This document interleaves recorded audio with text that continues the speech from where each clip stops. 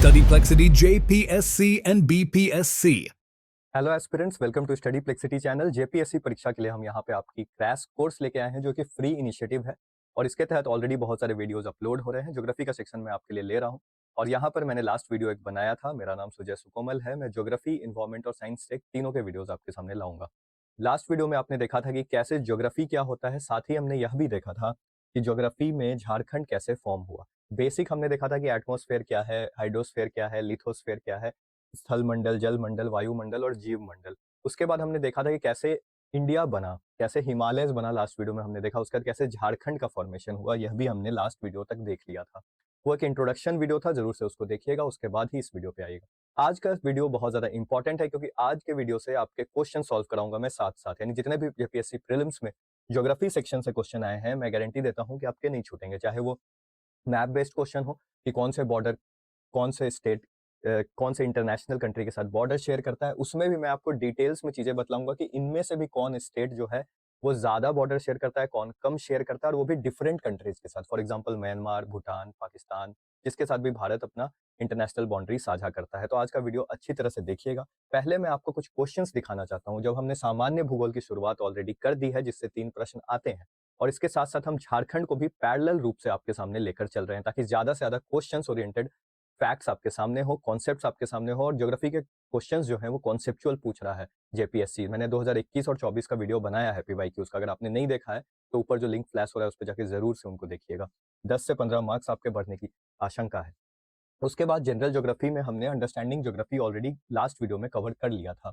आज से हम लोकेशन, लैटिट्यूडनल और लॉन्गिट्यूडनल एक्सटेंट, यानी हिंदी मीडियम के लिए भी यह वीडियो उतना ही इंपॉर्टेंट है। सिर्फ चीजें मैंने इंग्लिश में लिखी है, लेकिन मैं अपने वीडियो में हिंदी में भी सब चीजें आपको बतलाता हूँ, लिखता हूँ साथ साथ। तो इंग्लिश मीडियम, हिंदी मीडियम दोनों ये वीडियो जरूर से देखें एस्पिरेंट्स। अब लोकेशन, लैटिट्यूडनल, यानी इंडिया का आखिर लोकेशन कहाँ पे है? क्या वो एशिया में है? एशिया में है तो क्या साउथ एशिया में है? झारखंड का लोकेशन इंडिया में कहाँ है? क्या इंडिया के साउथ में है, क्या ईस्ट में है? साथ ही साथ लॉन्गिट्यूड और लैटिट्यूड का नाम आपने सुना होगा कि देशांतर क्या होता है और अक्षांश क्या होता है। तो ये सब चीजें पे हम आज बात करने वाले हैं इस वीडियो में। साथ ही साथ ट्रॉपिक ऑफ कैंसर का इंपॉर्टेंस देखेंगे जो क्लाइमेट को फॉर्म करता है। कैसे ट्रॉपिक ऑफ कैंसर इंडिया के मध्य से गुजरती है और उसके कारण बहुत सारे क्वेश्चन जेपीएससी उस पर पूछता है। साथ ही एक्सट्रीम पॉइंट्स और नेबर्स की बात करेंगे, जहां पे हम देखेंगे भारत का एक्सट्रीम पॉइंट्स क्या है, साथ ही कौन से कंट्रीज हैं जो भारत के साथ बाउंड्री लगाते हैं, और साथ ही हम रोटेशन एंड रेवोल्यूशन का भी कॉन्सेप्ट इस वीडियो में कोशिश करेंगे कि आज ही खत्म हो जाए। यानी जो रोटेशन रेवोल्यूशन है, परिक्रमा है, घूर्णन है, जिसके कारण क्लाइमेट, डे नाइट और ये सब चीजें देखने को मिलती है। तो आइए कुछ क्वेश्चंस पहले देख लेते हैं जो इस वीडियो के लास्ट में मैं आपको सॉल्व कराऊंगा, लेकिन अभी हम आपको इसलिए दिखला रहे हैं क्योंकि आपके मन में ये क्लियर हो जाए कि यहाँ से क्वेश्चंस आपके बनेंगे। एक बार आपने वीडियो देख लिया, अगर ज्योग्राफी के जितने वीडियोस आ रहे हैं तो आपके ज्योग्राफी के क्वेश्चंस नहीं छूटेंगे। Which of the following pair is not correctly matched? अभी सिर्फ समझिए कि इस तरह के क्वेश्चंस 2016 में पूछा है। इसके बाद देखिएगा, यहाँ पर सिंपल फैक्चुअल क्वेश्चन है, what does India rank in area, यानी क्षेत्रफल के हिसाब से भारत का रैंक क्या है। टाइम निकालने को देता है। आज के टॉपिक में हम इंटरनेशनल टाइम जोन भी पढ़ेंगे, कैसे टाइम निकालता है। यूपीएससी भी आजकल इस पे क्वेश्चन पूछने लगा है। विच of the following states in India do not share border with, फिर से मैपिंग का क्वेश्चन है। साथ ही साथ कुछ कॉन्सेप्चुअल क्वेश्चंस देखने को मिल रहे हैं 21 और 24 में, जिसमें अगर आपके पास कॉन्सेप्चुअल नॉलेज नहीं है तो आप नहीं बना पाइएगा, ऐसा मेरा मानना है। देखिए, कंसिडर द फॉलोइंग स्टेटमेंट, जहां पे आपसे अक्षांश और देशांतर रेखाओं के बीच एग्जैक्ट इन्फॉर्मेशन पूछ रहा है। साथ ही आपसे कॉन्सेप्ट भी जानना चाह रहा है कि आपको स्टैंडर्ड मेरिडियन ऑफ इंडिया के बारे में पता है क्या, इंटरनेशनल टाइम जोन के बारे में पता है क्या, आपको फैक्ट्स पता है उससे रिलेटेड। तो ये क्वेश्चंस तो मैं लास्ट में कराऊंगा ही, लेकिन उसके पहले मैं आपको एक क्वेश्चन बस सॉल्व करके बता रहा हूँ कि कैसे इस वीडियो में मैं आपके क्वेश्चंस कराने वाला हूँ। और साथ ही में आपके एलिमिनेशन मेथड इस वीडियो में क्वेश्चन जब सॉल्व कराऊंगा लास्ट में, जरूर इस वीडियो को पूरी तरह से देखिएगा।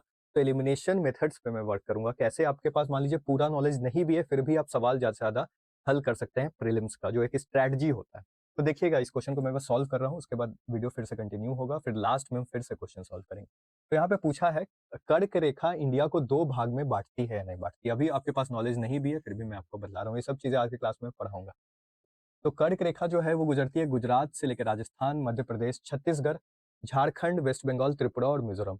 अब जैसे ही ये गुजरती है तो ये इसलिए भारत को 2 भाग में बांटती है। लोग बोलते हैं नॉर्थ इंडिया में बांट दिया, साउथ इंडिया में बांट दिया, लेकिन यह चीज ऐसे होता है कि नॉर्थ इंडिया में जो ऊपर का है वो क्लाइमेटिक तौर पे डिवीजन कर रहा है। यानी क्लाइमेटिक तौर पे डिवीजन कर रहा है ना, आपको पता है कि 0 डिग्री से भारत ऊपर है। तो 0 डिग्री से जब भारत ऊपर है तो जो साउथ इंडिया का पार्ट होगा वो 0 डिग्री के काफ़ी नज़दीक होगा। अब आपको पता है कि 0 डिग्री पर सूर्य ज़्यादा टाइम तक चमकता है लंबवत यानी परपेंडिकुलर, जिसके कारण 0 डिग्री के आस-पास का क्षेत्र ज़्यादा गर्म होगा। वहीं नॉर्थ इंडिया में कोई क्षेत्र होगा लेह, कारगिल, लद्दाख, ये सब सूर्य वहाँ तक उसकी रोशनी तिरछी पहुँचेगी, जिसकी वजह से जनरली देखने को मिलेगा कि वहाँ पे उतनी गर्मी नहीं होगी जितनी साउथ इंडिया में होगी। तो एक तरह से भारत को सिर्फ डिवाइड ही नहीं कर रहा है 2 हाल्फ्स में, क्लाइमेटिक डिवाइड भी कर रहा है। तो ये स्टेटमेंट बिल्कुल सही है। अब जैसे ही एक स्टेटमेंट आपको पता चल गया सही है, अब एलिमिनेशन की ओर हम जा रहे हैं। Tropic of cancer divides Indian territory international boundary into 2। अब यह जो कर्क रेखा है ये तो सिर्फ एक विभाजन कर रही है, ध्यान से समझिएगा। ये काल्पनिक रेखा है, यह एक लक्षांश है, लैटिट्यूड है, जो हम इस वीडियो में आज पढ़ेंगे। तो कैसे नॉर्थ इंडिया साउथ इंडिया में डिवाइड कर रही है? इंडिया की जो इंटरनेशनल बाउंड्री है वो तो गुजरात से लेके नीचे कन्याकुमारी फिर ऐसे है, ये इसको थोड़ी डिवाइड कर रही है। अब जैसे ही आपको पता चल गया कि सेकंड स्टेटमेंट सॉरी अब जैसे ही आपको पता चल गया यहाँ पे एक मिनट सेकंड स्टेटमेंट आपका गलत है, तो वैसे ही आप क्या कर सकते हैं, इस स्टेटमेंट को क्रॉस मान सकते हैं। वैसे ही सेकंड जहां जहां लिखा है क्योंकि करेक्ट पूछा है उसको आप हटा दें। अब जैसे ही एलिमिनेशन आपको पता चल गया तो आप 50-50 में आ सकते हैं ऐसे क्वेश्चंस। अब आगे का पढ़ लीजिए, line joining the eastern most western points of India lies to the north of tropic. अब यही चीज मैं आपको बतलाऊंगा आगे एक्सट्रीम पॉइंट्स में आज। तो फिर कैसे आप इस क्वेश्चंस को सॉल्व कर सकते हैं, यानी 50-50 पे आप आ सकते हैं। इस क्वेश्चन को वापस वीडियो के अंत में आपके लिए बनाऊंगा। ये सिंपल क्वेश्चन है। तो इस तरह से क्वेश्चंस भी हम देखेंगे, और भी क्वेश्चंस मैंने बहुत सारे लगाए हैं। तो आइए इस वीडियो की पहले शुरुआत करते हैं, जहां पे हम देखेंगे आज लैटिट्यूडनल एंड लॉन्गिट्यूडनल एक्सटेंट क्या है हमारे देश का। आपने भारत का नक्शा तो जरूर देखा होगा। भारत का नक्शा जब आपने देखा होगा तब आपको भूआकृतिक विभाजन के बारे में पता होगा, जो हम आगे पढ़ेंगे भी लेक्चर्स में, कि कहीं पे हिमालय है, कहीं पे आपका वेस्टर्न घाट है, कहीं पे प्लेटू है, पठार है, कहीं छोटा नागपुर का पठार, तो कहीं बिहार में एक मैदान है। ये सब क्यों निर्धारित होता है, इस चीज को समझने के लिए हम ज्योग्राफी में लैटिट्यूड और लॉन्गिट्यूड्स पढ़ते हैं।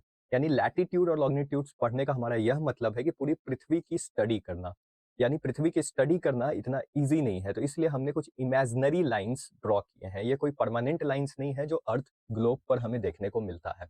लेकिन अगर हमें झारखंड का ही नक्शा पता करना है, वहाँ का क्लाइमेट जलवायु पता करना है, भारत कहाँ पर है पूरे विश्व में, तो हमें दिखने को मिलता है कि 0 डिग्री जो इक्वेटर है, उस इक्वेटर से भारत ऊपर है, तो हम समझते हैं कि उत्तरी गोलार्ध में है। लेकिन आखिर ये लैटिट्यूड्स और लॉन्गिट्यूड्स बने कैसे, इसके पीछे का कॉन्सेप्ट जान लीजिए, क्योंकि ये कॉन्सेप्ट जो समझिएगा तभी आप क्वेश्चन बना पाइएगा जो टाइम जोन पर पूछता है।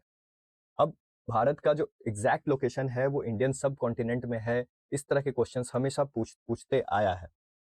ये सब चीजें हम समझेंगे इस वीडियो में, लेकिन पहले हम लैटिट्यूड्स और लॉन्गिट्यूड्स को पहले थोड़ा समझ लें। तो आइए शुरुआत करते हैं इस वीडियो का। अब देखिए, ये एक ग्लोब आपको दिख रहा होगा। आपको पता है कि अर्थ का जो शेप है वो बिल्कुल ऐसा नहीं है। जब एक्चुअल शेप आपसे कोई अर्थ का पूछे तो वो जियोड है। जियोड एक वर्ड है, तो ये भी कभी कभी एग्जाम में आपसे पूछ देता है कि actual shape of the earth क्या है, तो जियोड है। जियो मतलब अर्थ, आपको पता है। यानी एग्जैक्ट जब अर्थ का आप शेप बनाइएगा तो कहीं पे वो धसा हुआ है, कहीं पे उभड़ा हुआ है, इस प्रकार का वो शेप में है।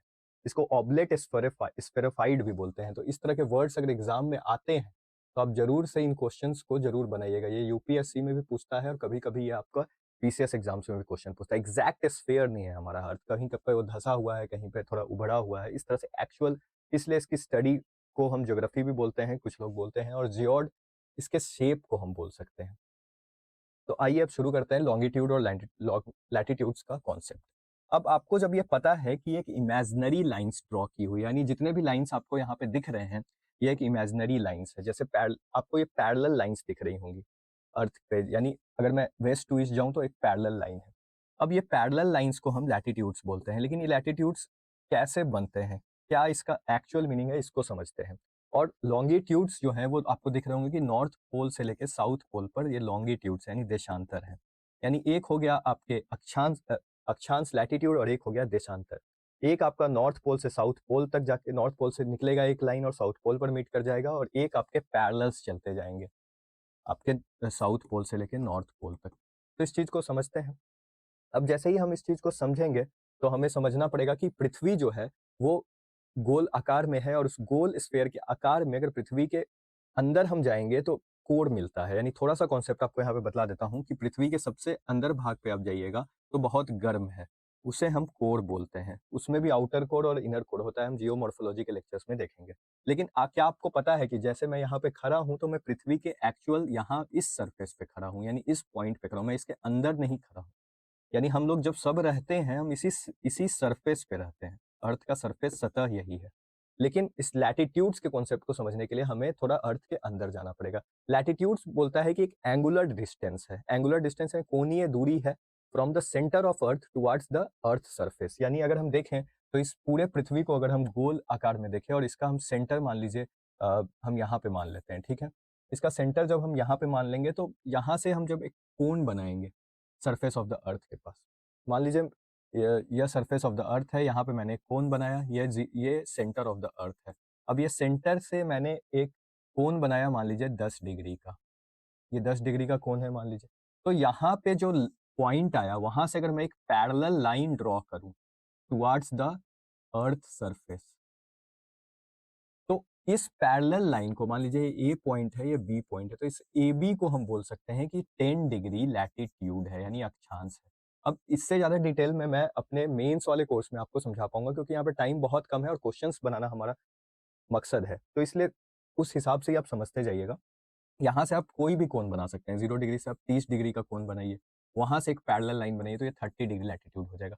यानी ऊपर भी आप बना सकते हैं 0 डिग्री से, ये 0 डिग्री मैंने माना सेंटर को, और 0 डिग्री से मैंने 1 2 3 4 करते हुए 90 तक मैं ऐसे लाइन्स ऊपर तक जा सकता हूँ। यानी पूरे ग्लोब पर अगर मैं बात करूं तो अगर यह इक्वेटर है जिसे हम भूमध्य रेखा बोलते हैं, तो उस भूमध्य रेखा के सेंटर से मैं 90 कोण ऊपर बना सकता हूँ 90 डिग्री नॉर्थ तक, और 90 डिग्री साउथ तक नीचे भी वैसे ही कोण बना सकता हूँ, और वो जो लाइंस जो पॉइंट को वो ज्वाइन करेगा इसी को हम लैटिट्यूड्स या अक्षांश बोलते हैं। तो एक्चुअल में कोई लाइंस नहीं है, हम इसलिए लैटिट्यूड्स बना रहे हैं ताकि हम कोई चीज को समझ सकें।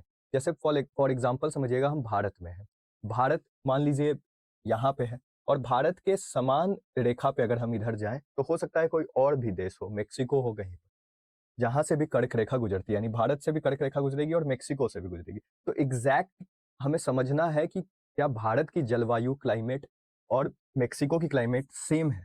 कैसे हम समझेंगे? जब तक हम इसकी स्टडी नहीं कर पाएंगे, जब तक एग्जैक्ट लोकेशन को हम ट्रेस नहीं कर पाएंगे। तो लोकेशन को ट्रेस करने के लिए और उसकी कैरेक्टरिस्टिक्स ज्योग्राफी में समझने के लिए कि दो लोकेशन आपस में कैसे जुदा है, इसलिए हम अक्षांश पढ़ते हैं, लैटिट्यूड्स पढ़ते हैं, जो कि इमेजिनरी लाइंस है। यानी क्लाइमेट किसी जगह का जानना हो तो उसके लिए लैटिट्यूड्स का बहुत ज़्यादा इंपॉर्टेंस हो जाता है। ठीक वैसे ही अगर मैं बात करूं तो आपको दिखेगा कि यह अर्थ को मैंने थोड़े अलग शेप में ले लिया है। अब इस अर्थ को मैंने अलग शेप से लिया है तो ये सेंटर हो गया, और इस सेंटर से अगर मैं लाइंस ड्रॉ करूं और ये लाइंस आपके ऐसे ऐसे होकर जाएंगे, तो ये सभी लाइंस हो जाएंगे आपके लॉन्गिट्यूड्स, यानी यही देशांतर हो जाएगा। यानी देशांतर बेसिकली होगा आपका कि अगर मैं पूरे अर्थ को समझूं तो इस अर्थ पे नॉर्थ पोल से साउथ पोल तक लाइंस अगर आप ड्रॉ करेंगे तो वो हो जाएगा आपका देशांतर। ऐसे ये लाइंस, जिस टर्म्स में हमने लैटिट्यूड सीखा था कि लैटिट्यूड्स जनरली 0 डिग्री से समांतर रेखाएं होंगी, यानी चाहे वो नॉर्थ पोल तक जाए या साउथ पोल तक जाए, यानी अगर ये 0 डिग्री है तो 0 से 90 तक जाएंगी ये रेखाएं, और इधर भी 90 तक जाएंगी। वैसे ही देशांतर के केस में, लॉन्गिट्यूड्स के केस में हमें देखने को मिलता है कि 360 डिग्री वो कवर करता है। यानी पूरा जो सर्कल का स्फीयर आपको पता है, तो सर्कल का जो 360 डिग्री का पूरा एरिया है उसको कवर करता है। अगर मैं इसको 0 डिग्री मान लूँ तो यहाँ से 180 डिग्री लाइंस, 180 लाइंस इधर जाएंगे, और एक ईस्ट में, और 180 लाइंस वेस्ट में भी जाएंगे। यानी टोटल अगर लॉन्गिट्यूड्स की मैं बात करूं, देशांतर की बात करूं, तो 360 होते हैं। और अगर मैं टोटल लैटिट्यूड्स की बात करूं तो 90 + 90 आपके देखने को मिलेगा 180, और एक 0 डिग्री कॉमन होता है, यानी 181 होते हैं। अब कुछ लोगों को इसमें कंफ्यूजन भी होता है, किसी किसी किताब में आपको लिख देगा कि 179 ही होते हैं लैटिट्यूड्स। तो समझिएगा, एक बहुत इंपॉर्टेंट पॉइंट मैं यहाँ पे बतला रहा हूँ कि क्यों लिखता है किसी किसी बुक में 179। जब आप अर्थ को देखेंगे, ग्लोब को देखेंगे, तो आप देखेंगे कि पोल के पास, जनरली ध्रुव के पास, चाहे वो नॉर्थ पोल हो या साउथ पोल हो, वहां पे वो थोड़ा चपटा हुआ है शेप का, आपको दिखेगा अर्थ। मेरे पास अभी ग्लोब नहीं है, वरना मैं दिखा सकता था आपको कि अर्थ को जैसे आप देखिएगा, यहाँ पे देखिएगा तो थोड़ा चपटा हुआ है, लेकिन इक्वेटर के पास क्या है, डायमीटर बड़ा है। अर्थ का जो डायमीटर है, रेडियस है, वो बड़ा है। यहाँ पे वो डायमीटर छोटा है, यहाँ पे बड़ा है, क्योंकि अर्थ यहाँ पे थोड़ा फ्लैट टॉप टाइप का है। उसकी वजह से जनरली हमको देखने को मिलता है कि जैसे जैसे हम नॉर्थ पोल से इक्वेटर की तरफ आएंगे, वैसे वैसे हमें देखने को मिलेगा कि जो लैटिट्यूड्स है, जो अक्षांश रेखाएं हैं, वो आपकी इंक्रीज होने लगती है। ये लाइंस आप देखिएगा, क्योंकि यहाँ से आपको दिखेगा कि हम जैसे-जैसे नॉर्थ पोल की तरफ जा रहे हैं, ये लैटिट्यूड्स की जो लाइन है, पैरेलल्स जो हम बोलते हैं, इसे हम पैरेलल्स ऑफ लैटिट्यूड भी बोलते हैं। तो ये लाइन्स धीरे-धीरे डिक्रीज़ होने लगती है। अब जैसे ही यहाँ पे आपको दिखता है, देशांतर के केस में ऐसा नहीं होता है, सभी एक तरह से आपको दिखेंगे कि सभी इक्वल लाइन्स हैं। लेकिन यहाँ पे उसके जो आप बोल सकते हैं जो लेंथ है, लेंथ ऑफ द लैटिट्यूड्स है, वह जनरली यहाँ पे दिखेगा कि या तो रिड्यूस होगा या फिर इंक्रीज़ होगा टुवर्ड्स द पोल या फिर कमिंग टुवर्ड्स द इक्वेटर अगर हम आएँगे। तो ये क्वेश्चन आपसे एग्ज़ाम में पूछा हुआ है यूपीएससी में कि लैटिट्यूड्स के लेंथ चेंज हो सकते हैं पर लॉन्गिट्यूड्स के देशांतर के लेंथ कभी चेंज नहीं होंगे। इसके अलावा 2 लैटिट्यूड्स यानी अक्षांश के बीच की जो दूरी होती है, मान लीजिए 1 डिग्री है या 0 डिग्री है, तो इस दोनों के बीच की जो दूरी है, वह जनरली 111 किलोमीटर की होती है, हर लैटिट्यूड्स के बीच की दूरी। तो ये सब कुछ फैक्ट्स हैं, आप नोट डाउन कर सकते हैं और एग्ज़ाम में आपसे हमेशा पूछता है। अब जब ये लॉन्गिट्यूड और लैटिट्यूड्स हमने समझा है कि लैटिट्यूड और लॉन्गिट्यूड का एक्चुअल में काम क्या है, तो इस लैटिट्यूड और लॉन्गिट्यूड का एग्जैक्टली काम हमें यही पता चलता है कि मान लीजिए अगर लॉन्गिट्यूड का कॉन्सेप्ट हमारे पास नहीं होता। फॉर एग्जाम्पल समझिएगा इस चीज़ को, बहुत इंपॉर्टेंट है। जैसे समझिएगा कि किसी लोकेशन को हमें फाइंड करना है, मान लीजिए यहाँ पे मेक्सिको है, यहाँ पे कोई जगह है, वहाँ पे कोई आदमी खड़ा है। तो इसका लोकेशन हमें फाइंड करना है और हमें सिर्फ और सिर्फ लैटिट्यूड्स यानी अक्षांश के बारे में ही पता है। तो हम एग्जैक्टली हम उसको ट्रेस नहीं कर पाएँगे, यानी पूरे ग्लोब पर अगर कोई खड़ा है, तो इस पोज़ीशन को ट्रेस करने के लिए सिर्फ़ हमें लैटिट्यूड्स का नॉलेज काफ़ी नहीं होगा। इसीलिए हमें एक लॉन्गिट्यूड का भी नॉलेज वहाँ पे मिलता है, तभी हम इस प्लेस को इस प्लेस से डिफरेंशिएट कर पाएँगे। यानी समझिएगा कि यह 0 डिग्री है, ये 0 डिग्री है, या 10 डिग्री है, मान लीजिए 10 डिग्री नॉर्थ। तो ये 10 डिग्री नॉर्थ पर अगर कोई खड़ा है और वो बोलता है कि मैं 10 डिग्री नॉर्थ पर हूँ, तो आप उसका एग्जैक्ट लोकेशन ट्रेस नहीं कर सकते हैं। 10 डिग्री नॉर्थ आपका यह भी है, यह भी है, यह भी है, ये हर एक पॉइंट ही 10 डिग्री नॉर्थ अक्षांश पे। लेकिन जब वो बोलेगा कि मैं 10 डिग्री नॉर्थ और 20 डिग्री वेस्ट में हूँ, तब आप उसका एग्जैक्ट लोकेशन बतला सकते हैं। यानी आपको भी मैंने बतलाया था कि मान लीजिए ये 0 डिग्री है भूमध्य रेखा, और देशांतर से नॉर्थ पोल से जो हम स्टार्ट करते हैं देशांतर यानी लॉन्गिट्यूड्स को ड्रॉ करना, तो ये भी 0 डिग्री हम कंसीडर करते हैं। मैंने आपको भी बताया था 0 डिग्री से 180 डिग्री उधर और 180 डिग्री पीछे। तो अब 20 डिग्री वेस्ट बोल रहा है, यानी इस 0 डिग्री से हो सकता है 10-20 यहाँ पर वो। तो ये एग्जैक्ट लोकेशन उसका यह पॉइंट है। तो यह तभी हमें पता चला जब हमने लैटिट्यूड यानी अक्षांश और लॉन्गिट्यूड यानी देशांतर दोनों के वैल्यू को ऐड किया। इससे हमें यह पता चल रहा है कि सिग्निफिकेंस क्या है लैटिट्यूड और लॉन्गिट्यूड का। यानी किसी जगह का हमें क्लाइमेट फाइंड करना है, उसका लोकेशन फाइंड करना है, उस जगह का हमें टाइम फाइंड करना है, तो ये सब चीज़ें हमें इस दोनों के साथ पता चल रही है। एग्जैक्ट टाइम अगर हमें प्राप्त करना है तो हमें लॉन्गिट्यूड यानी देशांतर का सहारा तो लेना ही पड़ेगा। यह चीज़ आप समझिएगा। अब जैसे ही आपने इतना कॉन्सेप्ट समझ लिया है, तब हम आते हैं आगे की ओर जहाँ पे हम देखेंगे, ये वही चीज़ मैंने लिखा है कि किसी-किसी किताब में आपको क्या करता है कि total number of latitudes the angular distance को 90, 90 प्लस 1 इक्वेटर मानता है। यानी जो मैंने आपको बतलाया था कि यह ग्लोब है, यह इधर-इधर करते हुए आपके 90 जाएँगे। साउथ में भी जब आप जाइएगा दक्षिणी गोलार्ध में तो 90 जाएँगे। तो इस 90-90 को ऐड कर दिया और 0 डिग्री तो दोनों के लिए कॉमन है। तो इसलिए यहाँ पे टोटल 181 हो गया। लेकिन किसी-किसी किताब में ये 179 बोलता है। क्यों ऐसा बोलता है कि पैरेलल्स ऑफ लैटिट्यूड? अब इसका कारण है। इसको मैं डिटेल में अपने मेंस क्लास में कवर करता हूँ, इसलिए यहाँ पर आपके एग्जाम पर्सपेक्टिव से सिर्फ नंबर इंपॉर्टेंट है, उसके लिए एक छोटा-सा ट्रिक देता हूँ, वो समझिएगा। जब ये पूरा पृथ्वी गोल है, तो आपको पता है कि नॉर्थ पोल पर और साउथ पोल पर ये आकर एक पॉइंट नुमा एक आकार रह जाता है। यानी जो लैटिट्यूड्स बनते हैं यहाँ पे, वो exact lines parallels of latitude नहीं बन पाते हैं। या पृथ्वी के हम अंदर जाने की बात करें, यानी मैंने आपको बोला था कि मैं सतह पे खड़ा हूँ। अब इसके अंदर मैं गया 0 डिग्री पर, मैंने आपको याद करिए मैंने एक यहाँ पे एक ड्रॉ किया था, उससे पैरेलल एक कोणीय एंगुलर डिस्टेंस ड्रॉ किया था, फिर वहाँ से जो लाइन सरफेस पे बना रहा था, वो एक लैटिट्यूड था। तो वो सेम चीज़ अगर आप पोल पर बनाइएगा, तो एग्ज़ैक्टली वो पॉइंट होने के कारण, किसी सर्कल पर कोई पॉइंट होता है, तो वो लाइन नहीं होता है। इसलिए आपको देखने को मिलेगा कि नॉर्थ पोल और साउथ पोल जो है हमारा, वो एग्ज़ैक्टली एक पॉइंट ऑन द सर्कल के जैसा बिहेव करता है। अब ये पॉइंट ऑन द सर्कल के जैसा बिहेव करेगा, तो हम इस दोनों पॉइंट को कंसीडर नहीं करते। इसीलिए हम 181 से किसी-किसी किताब में आपको दिखेगा कि -2 कर देता है। यानी सिर्फ और सिर्फ ग्लोब में आपको दिखेगा कि यहाँ से यहाँ तक मैंने सिर्फ 79 को कवर करेगा, यहाँ से इधर आने में भी 79 को कवर करेगा और एक 0 डिग्री, यानी 79 प्लस 1 टोटल 179। लेकिन लॉन्गिट्यूड्स के केस में यह नहीं होता है, यह 360 ही होता है। अब इतना चीज़ अगर आपको समझ में आ गया है, तो मैं आपको टाइम ज़ोन निकालना सिखाता हूँ कि कैसे निकालते हैं। फॉर एग्जाम्पल मैं आपको बोलूँ कि कोई 90 डिग्री ईस्ट पे, सॉरी 90 डिग्री कोई है आपको 30 डिग्री साउथ में, ठीक है, तो 23.5 डिग्री यहाँ पे है तो 30 डिग्री यहाँ पे होगा, तो मैं एक लाइन यहाँ पे ड्रॉ कर देता हूँ, यह हो गया आपका 30 डिग्री साउथ। अब वो बोल रहा है कि 30 डिग्री साउथ में एग्जैक्ट लोकेशन तो आपको पता चल नहीं सकता है विदाउट लॉन्गिट्यूड्स के नॉलेज से, तो अब मैं बोलता हूँ कि वो 30 डिग्री साउथ पे भी है और साथ में वो 45 डिग्री वेस्ट पे भी है। तो अब मैं 0 डिग्री से 1 2 3 4 करता हुआ वेस्ट की तरफ जाऊंगा, 45 ये वाला लाइन यहाँ पे, यानी वो आदमी कहीं यहाँ पर है। तो ऐसे हमें लोकेशन पता चल गया। अब ये इंपॉर्टेंट इसलिए हो जाता है कि 0 डिग्री का जो ये लॉन्गिट्यूड आपको दिख रहा है, ये जो देशांतर रेखा आपको दिख रही है 0 डिग्री, यह जनरली एक जगह से क्रॉस करती है। आपको पता होगा कि लंदन एक जगह है, लंदन में भी एक जगह है ग्रीनविच मेरिडियन टाइम, वहाँ पे एक लेबोरेटरी था जिसे हम बोलते हैं रॉयल लेबोरेटरी के नाम से वो फेमस था, इसलिए उस जगह को 0 डिग्री को ही पॉइंट ऑफ रेफरेंस माना गया कि हम 0 डिग्री से ही लॉन्गिट्यूड के टाइम का कैलकुलेट करने के लिए हम वहीं से कैलकुलेट करेंगे, यानी 0 डिग्री को एक मानक समय रेखा के तौर पे देखा गया।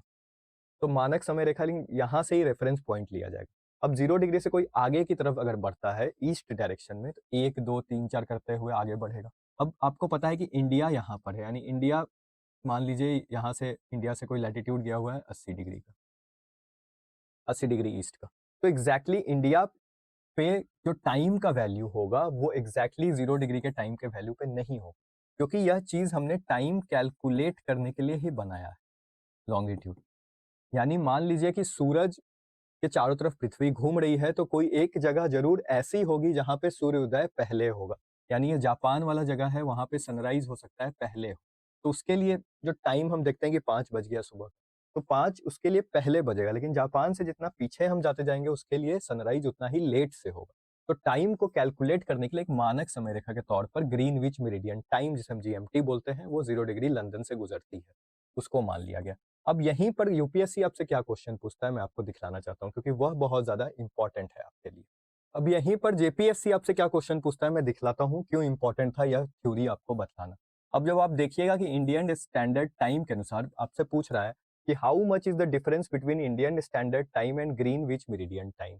अब इंडियन स्टैंडर्ड टाइम मैं आपको बता दूं, मैप पे भी दिखा दूंगा आपको बाद में, यह एक इलाहाबाद के पास एक जगह है मिर्जापुर, वहां से गुजरती है, उसको हमने मानक समय रेखा, भारत की मानक समय रेखा माना है, यानी प्राइम मेरिडियन ऑफ इंडिया माना है। जैसे लंदन का पूरे विश्व का माना है, वैसे ही इंडिया में हमने इलाहाबाद के पास में मिर्जापुर एक जगह गुजर पाई जाती है, वहां पे माना है, और इसकी जो देशांतर की वैल्यू है वो है 82 डिग्री 30 ईस्ट, यानी डिग्री हम देते हैं, ये जनरली आपको देखने को मिलेगा डिग्री टाइम को ही डिनोट कर रहा है, यानी कहीं कहीं पे आपको दिखेगा इस तरह का लिखा हुआ 30 15, तो ये आपका होता है मिनट, ये सेकंड, ये आवर, इस तरह से आपको ये रिफ्लेक्ट करने के लिए बताया जाता है। खैर उतना डिटेल में आपको अभी नहीं जानना है, एग्जाम पर्सपेक्टिव से हम बात करते हैं। तो यहाँ 82 डिग्री 30 ईस्ट से ये गुजरती है।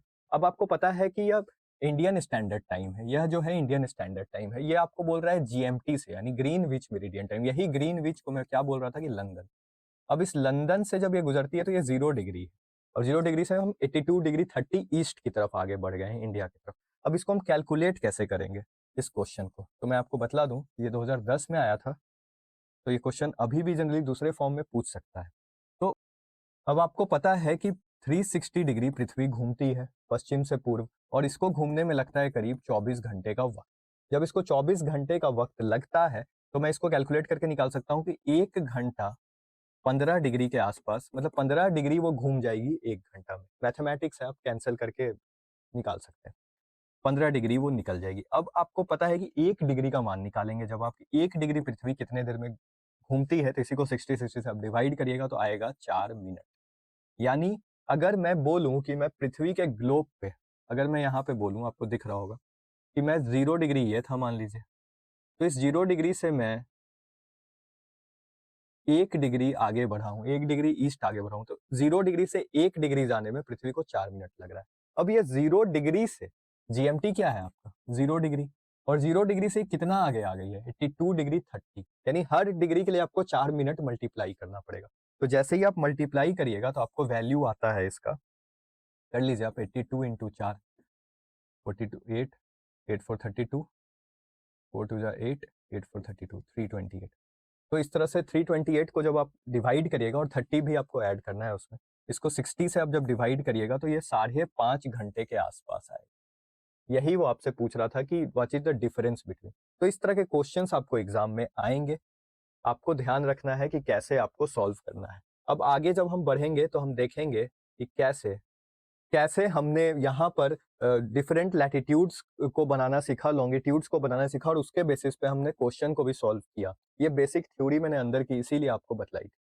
अब जैसे ही आपको इतना चीज पता चल गया है तो आप किसी भी जगह का टाइम कैलकुलेट कर सकते हैं। अब नेक्स्ट जो टॉपिक है वो आपके लिए है इंटरनेशनल डेट लाइन का। यानी आपने नाम सुना होगा एक टॉपिक का जिसे हम बोलते हैं अंतरराष्ट्रीय डेट लाइन। अब यह क्या होता है? एक लाइन आपने देखा होगा, मैंने आपको बताया कि 0 डिग्री से 180 डिग्री ईस्ट की तरफ भी आप जा सकते हैं और 180 डिग्री वेस्ट की तरफ भी जा सकते हैं। लेकिन जब हमने 0 डिग्री को मानक समय रेखा माना था तो उससे एक दिक्कत हुआ था कि एग्जैक्ट टाइम हम कैसे, मंडे किसको बोले, ट्यूसडे किसको बोले, कौन सा समय आगे रखें, कौन सा समय पीछे रखें। तो इसी कंफ्यूजन को दूर करने के लिए 0 डिग्री से 180 डिग्री पीछे की तरफ हम आए। जब पीछे की तरफ आए तो आपको यह दिख रहा होगा, ये आपका यूएस का एरिया है, ये आपका अलास्का है जो कि यूएस में पड़ता है और यह जो रीजन है ये आपका साइबेरिया, रसिया समझ लीजिए, तो रसिया का रीजन है।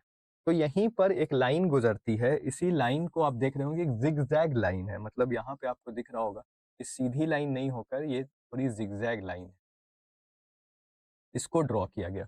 इस लाइन के जो भी चीज आपके इस डायरेक्शन में होगी, यानी इस लाइन के आप वेस्ट आएंगे तो इस लाइन के वेस्ट आने पर एक दिन इंक्रीज हो जाएगा और इस लाइन को अगर आप एक पैर रखकर उधर क्रॉस कर लेंगे तो वहां पर एक दिन पीछे चलता रहेगा। इस कंफ्यूजन को दूर करने के लिए, क्योंकि हर समय एक जैसा टाइम हर जगह नहीं होगा तो ये कंफ्यूजन नहीं हो, इसलिए ये 180 डिग्री को हमने एक रेखा जो है 0 डिग्री से 180 डिग्री पीछे हम आए, क्योंकि इसके 180 डिग्री आगे आप जाएंगे तो यहाँ पे वही जीएमटी आ जाएगा, लंदन वाला जो 0 डिग्री गुजरता है। तो लेकिन अब यहाँ पे दिक्कत क्या हुई, आपसे क्वेश्चन पूछ सकता है कि ये जिगजैग क्यों है? तो जिगजैग इसलिए है क्योंकि बहुत सारे देश के आइलैंड्स इधर उधर थे। मान लीजिए कि ये रशिया है और रशिया का कुछ आइलैंड यहाँ भी पड़ रहा था, तो उस आइलैंड को कवर करने के लिए, पॉलिटिकली उस बाउंड्री को कवर करने के लिए इस लाइन को मोड़ दिया गया है। यह एक कोई वैसा लाइन नहीं है, इंटरनेशनल ट्रीटी लाइन नहीं है, किसी कोई मान्यता प्राप्त लाइन नहीं है। बस इसको समझने के लिए हमें समझना है कि इस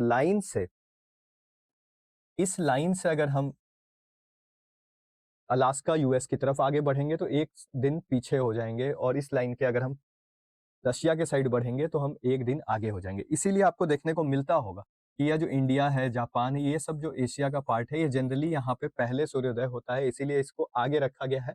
और यह पूरा का पूरा जो है, यह जो लंदन के इस साइड है, मतलब वेस्ट साइड है, चाहे वो यूएस हो, ग्रीनलैंड हो, साउथ अमेरिका हो, इसको पीछे रखा गया है। तो होपफुली आपको यह कॉन्सेप्ट क्लियर हुआ होगा इंटरनेशनल डेट टाइमलाइन का। इस पे यूपीएससी ने क्वेश्चन भी पूछा था कि कोई जगह है अलास्का में, कोई जगह है साइबेरिया में, तो वहां पर कौन सा जगह आगे होगा, कौन सा जगह का टाइम पीछे होगा। तो इस तरह के क्वेश्चंस आपके जेपीएससी में भी आने की संभावना है। अब जैसे ही हमने लैटिट्यूड्स और लॉन्गिट्यूड्स को समझ लिया है और इम्पॉर्टेंट चीज को समझ लिया है कि उससे हमें क्लाइमेट का पता चलेगा, अब मैं उसी का जवाब आपको दूंगा कैसे लैटिट्यूड से हम क्लाइमेट का पता कर सकते हैं। लॉन्गिट्यूड्स का तो हमने देख लिया कि हम टाइम कैलकुलेट करें, लैटिट्यूड्स का इंपॉर्टेंस देखेंगे। तो ये इमेज आपको दिख रहा होगा, यहाँ पर ये इक्वेटर है। अब कुछ इंपॉर्टेंट लैटिट्यूड्स हैं जो आपको पता होने चाहिए, कुछ पैरेलल्स ऑफ लैटिट्यूड जिसे बोला जाता है, वो इंपॉर्टेंट है। जैसे 0 डिग्री जो पृथ्वी को 2 भाग में बांटता है, यानी अगर ये पृथ्वी है तो ये भूमध्य रेखा हम बोलते हैं 0 डिग्री, और ये पृथ्वी को 2 भाग में बांटता है, जिसकी वजह से इंपॉर्टेंट लैटिट्यूड है। इसके अलावा आपको दिखेगा कि एक 23.5 डिग्री नॉर्थ पर एक है जिसे हम बोलते हैं ट्रॉपिक ऑफ कैंसर यानी कर्क रेखा। एक 23.5 डिग्री साउथ है जिसे हम मकर रेखा बोलते हैं। उसके अलावा एक और लाइन आपको दिख रहा होगा आर्टिक सर्कल का यहाँ पे, उसे हम बोलते हैं 66.5 डिग्री नॉर्थ, इसे हम बोलते हैं 66.5 डिग्री नॉर्थ। और वैसे ही अगर हम नीचे की तरफ बनाए साउथ में तो 66.5 डिग्री साउथ, जिसे हम अंटार्कटिक सर्कल बोलते हैं।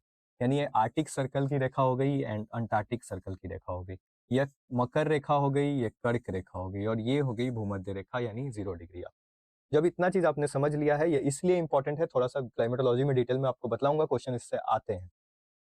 जब यह देखिए, मान लीजिए यह है आपका पृथ्वी और ये पृथ्वी आपके सूर्य के चारों तरफ घूम रही है, यानी पृथ्वी यहाँ भी हो सकती है, यहाँ भी हो सकती है, यहाँ भी हो सकती है, यहाँ भी हो सकती है, बीच में मैं सूर्य बना रहा हूँ। तो जब ये पृथ्वी बहुत सारे डायरेक्शन में होगी तो ऐसा प्रतीत होगा कि सूर्य के सामने कुछ ही पोर्शन हमेशा रहेगा और वो पोर्शन चेंज भी होता जाएगा, क्योंकि पृथ्वी घूम भी रही है अपने अक्ष पे, वो घूर्णन कर रही है, रोटेशन कर रही है और साथ ही साथ परिक्रमा भी कर रही है। तो उसकी वजह से हमें यह देखने को मिलता है कि सूर्य का जो पोजीशन है, जो एपरेंट पोजीशन है, वह 0 डिग्री के आसपास ज़्यादा टाइम तक रहता है, जिसकी वजह से इक्वेटर का जो रीजन है, भूमध्य रेखा का जो रीजन है, वो ज़्यादा गर्म होता है। और यह भी चीज़ नोट कर लीजिएगा कि सूर्य ये जो है आपकी ट्रॉपिक ऑफ कैंसर, कर्क रेखा, और यह जो है मकर रेखा, इस रेखा के बियॉन्ड नहीं जाता है। मतलब अगर आप इस रेखा के आगे चले जाइएगा, मान लीजिए यहाँ पे 45 डिग्री साउथ पे आप चले गए, यहाँ 45 डिग्री नॉर्थ पे चले गए, तो कभी भी सूर्य आपके ओवरहेड नहीं होगा, आपके सर पे नहीं होगा, परपेंडिकुलर कभी होगा ही नहीं, लंबवत होगा ही नहीं। यानी सूर्य ज़्यादा से ज़्यादा यहाँ तक जा सकता है, फिर लौटेगा, फिर इस पोजीशन पे आएगा 0 डिग्री पर, फिर ये इधर जाएगा, फिर लौटेगा, फिर इसी पोजीशन पे आएगा। इसीलिए आपको पता होगा, इंपॉर्टेंट चीज़ बता रहा हूँ कि 21 मार्च और आपका 23 सितंबर को सूर्य हमेशा इक्वेटर पे होता है, जिसकी वजह से 21 मार्च को और 23 सितंबर को इक्विनॉक्स होता है, यानी विषुव होता है, इक्वल डे और इक्वल नाइट होते हैं। और उसी वजह से 21 मार्च के बाद जब ये कर्क रेखा पे जाता है 21 जून को, जिसे हम समर सोल्स्टिस बोलते हैं, तो भारत में, क्योंकि भारत यहाँ पे है, तो भारत में ज़्यादा गर्मी पड़ती है। तो एक जगह का क्लाइमेट समझने के लिए, सन के अपरेंट पोजिशन को समझने के लिए लैटिट्यूड्स का, अक्षांश का नॉलेज बहुत ज़्यादा जरूरी है। और लॉन्गिट्यूड्स का नॉलेज तो मैंने आपको ऑलरेडी बताया कि कैसे हम लॉन्गिट्यूड्स के नॉलेज से टाइम कैलकुलेट कर सकते हैं। अब जब इतना कुछ आपने समझ लिया है, तो आपको कुछ चीज बता दूं कि लैटिट्यूड्स और अक्षांश के बेसिस पे ही यह डायग्राम की इंपॉर्टेंस है। यानी इस डायग्राम में कुछ ब्लर्ड आपको मे भी दिख रहा होगा, यह जो पूरा का रीजन है जहाँ पे सूर्य ज्यादा टाइम तक रहता है, इसको हम बोलते हैं टॉरिड जोन, या फिर इसी को हम हिंदी में बोलते हैं उष्णकटिबंधीय क्षेत्र, या इंग्लिश में भी इसको ट्रॉपिकल जोन बोला जाता है। इसके ऊपर जो रीजन है जहाँ सूर्य कभी ओवरहेड नहीं जाएगा, चमकेगा, उसके जो रेज होंगे, पड़ेंगे तो जरूर, लेकिन वो स्लैंटिंग पड़ेंगे, तिरछे पड़ेंगे, तो उसकी वजह से इसे हम टेम्परेट जोन बोलते हैं। टेम्परेट जोन बोलते हैं ये वाले रीजन को, दोनों हेमिस्फेयर में, यानी 0 डिग्री ऊपर भी बांट रहा है, उत्तरी गोलार्ध और नीचे भी, तो ये टेम्परेट जोन को हम बोलते हैं जनरली शीतोष्ण कटिबंध। वैसे ही 66.5 डिग्री नॉर्थ, यानी आर्टिक सर्कल से लेके नॉर्थ पोल का जो रीजन है, वो बहुत ज्यादा ठंडा हो जाता है कि सूर्य की रोशनी एकदम तिरछी पड़ती है, तो इसी कारण इस जोन को हम फ्रिजिड जोन बोलते हैं। फ्रिजिड मतलब होता है शीत कटिबंध। और यह जितने भी कटिबंध हैं, जितने भी क्षेत्र हैं, वह इक्वेटर पर आपके 0 डिग्री नॉर्थ यानी नॉर्दर्न हेमिस्फेयर में भी होंगे, और वो क्षेत्र आपके साउदर्न हेमिस्फेयर यानी दक्षिणी गोलार्ध में भी होंगे। तो इस चीज को समझिएगा, यही इंपॉर्टेंस था आज के डेट में समझना आपके लिए।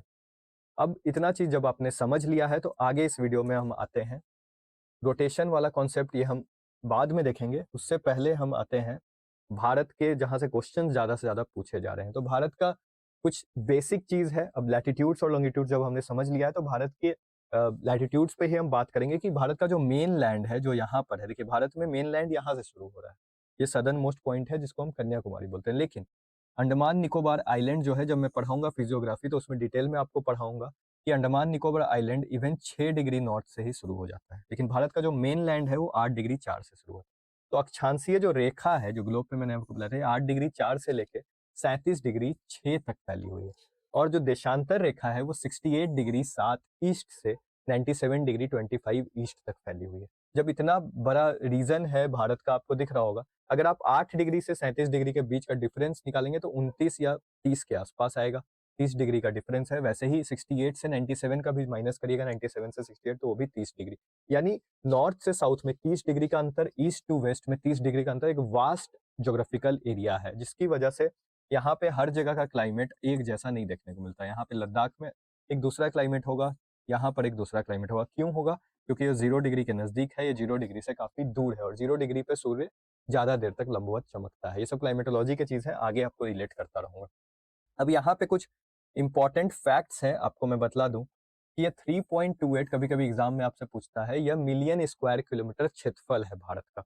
वैसे ही 2.4% जो आपको यह इंपॉर्टेंट फैक्ट दिख रहा है, पूरे विश्व का, पूरे विश्व का अगर क्षेत्रफल की हम बात करें, तो उसमें भारत का जो क्षेत्रफल प्रतिशत है वो 2.4% है। ऐसे ही आपको देखने को मिलेगा कि यहाँ पे आपको दिख रहा होगा कि भारत का जो एग्जैक्ट लोकेशन है वो 3 तरफ से पानी से भी घिरा है। इधर इंडियन ओशियन है, इधर बे ऑफ बंगाल है, इधर अरेबियन सी है, जिसके वजह से यहाँ पे एक कॉन्सेप्ट आता है जो एग्जाम में आजकल काफी पूछ रहा है, इंडियन सब कॉन्टिनेंट का। यानी भारत के पूर्व में आपको दिखेगा कि यह हिमालय है, मतलब पूर्व में हम बात करें, पूर्व से लेके नॉर्थ तक, नॉर्थ वेस्ट से लेके आपको दिखेगा नॉर्थ ईस्ट तक हिमालय फैला हुआ है, और साउथ में आपको दिखेगा वाटर बॉडीज है। जिसकी वजह से यह कॉन्सेप्ट आया था इंडियन सब कॉन्टिनेंट का। अब ये इंडियन सब कॉन्टिनेंट का कॉन्सेप्ट क्या होता है मैं आपको समझाता हूँ। इसमें कुछ क्राइटेरियाज होते हैं इंडियन सब कॉन्टिनेंट के कॉन्सेप्ट में, मैं आपको बतलाता हूँ कैसे। यानी भारत आपको पता है कि पूरे ग्लोब में अगर मैं बात करूं तो यह 0 डिग्री है और 0 डिग्री से ऊपर है और इसके बीचों बीच से आपका ट्रॉपिक ऑफ कैंसर गुजरता है, जो आगे अभी मैं दिखलाऊंगा। तो जैसे ही भारत का लोकेशन 0 डिग्री के आसपास हमें मिलता है, तो वहां पे हमें कुछ फिजिकल चीजें मिलेंगी, नेचुरल प्राकृतिक चीजें मिलेंगी, जैसे हिमालय। तो भारत के साथ बहुत सारे कंट्रीज जुड़े हुए हैं, भले ही पॉलिटिकल बाउंड्री से वो अलग हैं, पाकिस्तान, नेपाल, ये सब, लेकिन वो भारत के क्लाइमेटिक तौर पर, जलवायु के तौर पर एक दूसरे से जुड़े हुए हैं। तो कुछ फैक्टर्स होते हैं इंडियन सब कॉन्टिनेंट के। फॉर एग्जाम्पल इंडियन प्लेट, ये मैं आपको पढ़ाऊंगा प्लेट टेक्टोनिक्स थ्योरी में, मेंस का क्लास लेता हूं तो उसमें बतलाता हूं कि जब दो प्लेट आपस में टकराते हैं तो पृथ्वी का जो सबसे ऊपर वाला सतह है, जिसे हम क्रस्ट बोलते हैं, भूपर्पटी बोलते हैं, वो आपस में टकराता है। जिसकी वजह से क्या होता है कि हलचल होती है प्लेट में। कोई प्लेट टकराया तो हिमालय का, जैसे मैंने फॉर्मेशन बतलाया था कि रैपिंग हो जाएगा, अपलिफ्टमेंट, उत्थान हो जाएगा। तो उस तरह से इंडियन प्लेट एक्टिव है ये पूरे सब कॉन्टिनेंट में, वैसे ही उपमहाद्वीप में, वैसे ही आपका नेचुरल बाउंड्रीज है। यानी इन सभी कंट्रीज, अगर मैं बात करूं इंडिया की, अगर मैं बात करूं पाकिस्तान की, नेपाल की, भूटान की, बांग्लादेश की, यहाँ पे इतने कंट्रीज की अगर मैं बात करूंगा तो आपको देखने को मिलेगा कि इतने कंट्रीज आपके, उनके पास एक नेचुरल बाउंड्रीज है, चाहे वो समुद्र की बाउंड्री हो, चाहे वो प्राकृतिक रूप में हिमालय की बाउंड्री हो, चाहे वो जलवायु की बाउंड्री हो, सभी कंट्रीज में आपको देखने को मिलेगा कि मॉनसून क्लाइमेट होता है। डिटेल में मैं आपको पढ़ाऊंगा क्लाइमेटोलॉजी में, अभी सिर्फ समझिएगा, एक्स्ट्रा चीज आपको बतला रहा हूँ। कल्चरल और हिस्टोरिकल भी समानताएं रही हैं इन कंट्रीज के बीच में, आपको देखने को मिलेगा। लेकिन यहीं पर एक कंट्री है अफगानिस्तान, इसको कंसिडर नहीं किया गया है उपमहाद्वीप में। ऐसा क्यों, क्वेश्चन कभी आ सकता है। क्योंकि अफगानिस्तान जो प्लेट बाउंड्री पर है, जो जो भूगर्भिक संरचनाएं हैं उसके नीचे, उसके सतह के, तो वो अलग है। वो इंडियन प्लेट प्लेट पे नहीं बसकर वो यूरेशियन प्लेट पर बसा हुआ है। आपको मैंने कल बतलाया था, याद करिएगा, कि यह इंडिया का प्लेट यूरेशियन प्लेट से टकराया था, तभी हिमालय का जन्म हुआ था। तो अफगानिस्तान का जो क्षेत्र है वो कहीं ना कहीं यूरेशियन प्लेट पे। इस तरह के इन्फॉर्मेशन के लिए आप मेंस कोर्स में भी इन्वॉल्व कर सकते हैं। तो जब आपको इतना चीज पता चल गया कि कैसे ये पूरा का पूरा इंडियन सब कॉन्टिनेंट, इंडिया से ही जुड़े हुए ये कंट्रीज हैं, तब एग्जाम पर्सपेक्टिव से आपके बहुत सारे क्वेश्चंस आ सकते हैं। फॉर एग्जांपल, कौन सा कंट्री है जो इंडिया से बाउंड्री लगाता है, इंडिया के बीचों बीच अगर कर्क रेखा जाती है तो कितने स्टेट से जाती है, ये सभी का जवाब मैं आपको अभी दूंगा। फॉर एग्जाम्पल, कर्क रेखा हम देखेंगे तो गुजरात से गुजरती है, राजस्थान से गुजरती है, आपका मध्य प्रदेश से गुजरती है, छत्तीसगढ़ से गुजरती है, झारखंड से गुजरती है, बंगाल से गुजरती है, वेस्ट बंगाल, त्रिपुरा और मिजोरम से गुजरती है। तो ये 8 स्टेट से कर्क रेखा गुजरती है। जब झारखंड आज की क्लास में डिस्कस करूंगा तो वहां पे बतलाऊंगा कि झारखंड में कौन से जिले से गुजरती है। इसके अलावा इंडिया के नॉर्थ वेस्ट में आप देखिएगा तो पाकिस्तान है। इंडिया के आप इधर देखिएगा नॉर्थ में तो चाइना है, तिब्बत ऑक्युपाइड रीजन, चाइना ने कब्जा रखा है। यहाँ पे आप देखेंगे तो भूटान है, यहाँ पे नेपाल है, यहाँ पे बांग्लादेश है, यहाँ पे म्यांमार है, श्रीलंका भी है, लेकिन श्रीलंका से हम लैंड बाउंड्री शेयर नहीं करते हैं। मालदीव्स भी है, लेकिन मालदीव से हम लैंड बाउंड्री शेयर नहीं करते। अब एक एक करके हम एग्जाम पर्सपेक्टिव से जो क्वेश्चंस आते हैं उसी पे आते हैं। तो जैसे ही आप देखिएगा तो ये भूटान है, और भूटान ये नॉर्थ ईस्ट में, हमारा नॉर्थ ईस्ट के इलाके में पड़ता है। हमारा कंट्री के बाउंड्री से बहुत इसकी बाउंड्री लगती है और बहुत सारे स्टेट से इसकी बाउंड्री लगती है। तो ये जो मैंने लिखा है ये आपके लिए लिखा है कि कभी कभी एग्जाम में थोड़ा कॉम्प्लिकेटेड क्वेश्चन पूछता है। जैसे आपको पता होगा कि 699 किलोमीटर की जो बाउंड्री है वो इंटरनेशनल बाउंड्री हम साझा करते हैं भूटान के साथ। तो बहुत सारे ऐसे स्टेट हैं, जैसे सिक्किम हो गया, जैसे वेस्ट बंगाल हो गया, जैसे असम हो गया, अरुणाचल प्रदेश हो गया, ये सभी बाउंड्री शेयर कर रहे हैं। लेकिन इसमें इतना तो आपको पता है कि अब हर किताब में रहता है अरुणाचल प्रदेश शेयर कर रहा है। आपसे क्वेश्चन में पूछ देगा क्या मिजोरम करता है, तो नहीं करता है। क्या मेघालय करता है, तो नहीं करता है। तो फिर करता कौन है, तो ये आपको यहाँ पे दिख ही रहा है, सिक्किम, वेस्ट बंगाल, अरुणाचल प्रदेश और असम। लेकिन अब इसमें अब मैंने अरेंज करके नोट डाउन कर लीजिएगा इस चीज को कि कौन सबसे ज्यादा बाउंड्री शेयर करता है। तो असम यहाँ पर आपको इजीली दिख भी रहा है, असम सबसे ज्यादा बाउंड्री शेयर करता है भूटान के साथ, फिर अरुणाचल प्रदेश, फिर वेस्ट बंगाल और फिर सिक्किम। तो इस ऑर्डर में इस चीज को याद करिएगा, एग्जाम में कभी कभी क्वेश्चन ऐसे आ जाते हैं जेपीएससी में। वैसे ही नेपाल के साथ जब हम देखेंगे तो नेपाल 1751 किलोमीटर बाउंड्री शेयर करता है। अब आप अरेंज भी कर सकते हैं। इंडिया सबसे लंबा बाउंड्री शेयर करता है बांग्लादेश के साथ, बांग्लादेश के साथ शेयर करने के बाद उसके बाद चाइना के साथ करता है। तो नेपाल के साथ कितना करता है, 1751। अब नेपाल यहाँ पर है, नेपाल के साथ उत्तराखंड भी बाउंड्री शेयर कर रहा है, उत्तर प्रदेश भी कर रहा है, बिहार भी कर रहा है, सिक्किम भी कर रहा है।